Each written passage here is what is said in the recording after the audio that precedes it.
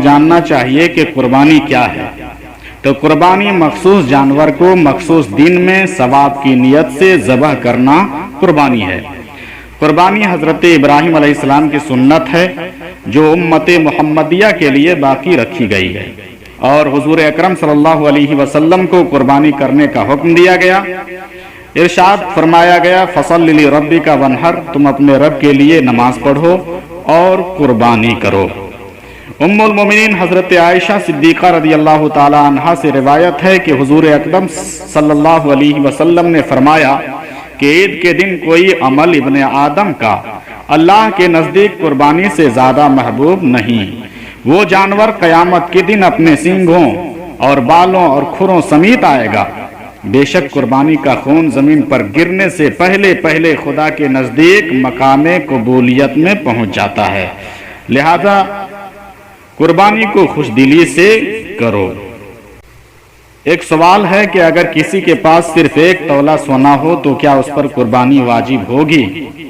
तो इसका जवाब यह है कि अगर किसी के पास सिर्फ एक तौला सोना हो और उसके अलावा कोई और हाजत असलिया से ज़ायद माल ना हो तो कुर्बानी वाजिब नहीं होगी।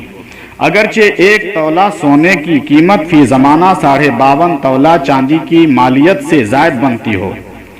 हाँ, अगर एक तौला सोना के साथ उसके पास कोई हाजत असलिया से ज़ायद माल हो, जैसे कुछ रुपये या इजाफी बर्तन या कपड़े वगैरह, तो उस पर कुर्बानी वाजिब हो जाएगी।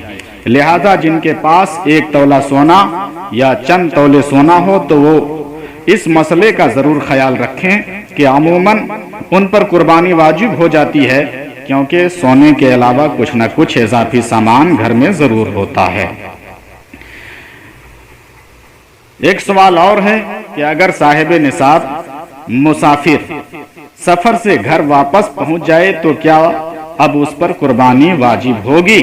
तो उसका जवाब यह है कि अगर साहिब निसाब मुसाफिर अय्याम कुर्बानी में सफर से घर वापस पहुंच जाए तो उस पर कुर्बानी करना वाजिब होगा, और अगर अय्याम कुर्बानी के बाद घर वापस पहुंचा तो कुर्बानी का वक्त गुजर जाने की वजह से उस पर कुर्बानी करना वाजिब नहीं होगा।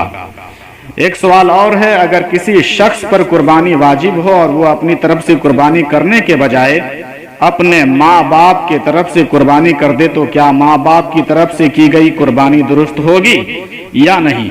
तो इसका जवाब यह है कि जिस शख्स के ऊपर खुद कुर्बानी वाजिब हो और वो अपनी तरफ से कुर्बानी करने के बजाय अपने माँ बाप की तरफ से कुर्बानी कर दे तो उनकी तरफ से कुर्बानी दुरुस्त हो जाएगी, लेकिन उस पर अपनी तरफ से कुर्बानी करना वाजिब थी और उसने अपनी तरफ से कुर्बानी नहीं की तो वाजिब को छोड़ने की वजह से गुनाहगार होगा और उसके सर से अपनी कुर्बानी का बोझ नहीं उतरेगा, जैसा कि फतावा अमजदिया जिल्द 3 सफ़ा 314 में मज़कूर है।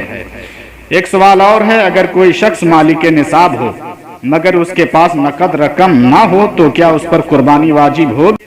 तो इसका जवाब यह है कि अगर कोई शख्स मालिक निसाब हो मगर उसके पास नकद रकम ना हो, मसलन किसी के पास 7.5 तोला सोना हो लेकिन नकद रकम ना हो, तो उस पर कुर्बानी वाजिब होगी।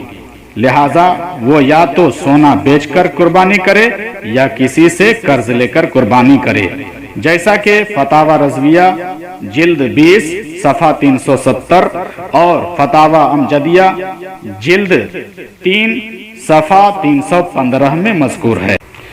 एक सवाल और है, अगर किसी के पास कंप्यूटर और लैपटॉप वगैरह हो तो क्या ये हाजत असलिया में शुमार होंगे?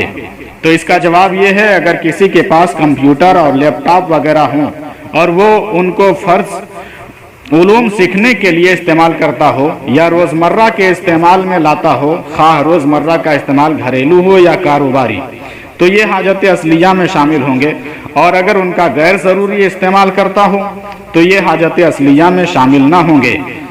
इस सूरत उनको दिगर जायद सामान और माल के साथ जमा करके उनकी मालियत को देखा जाएगा।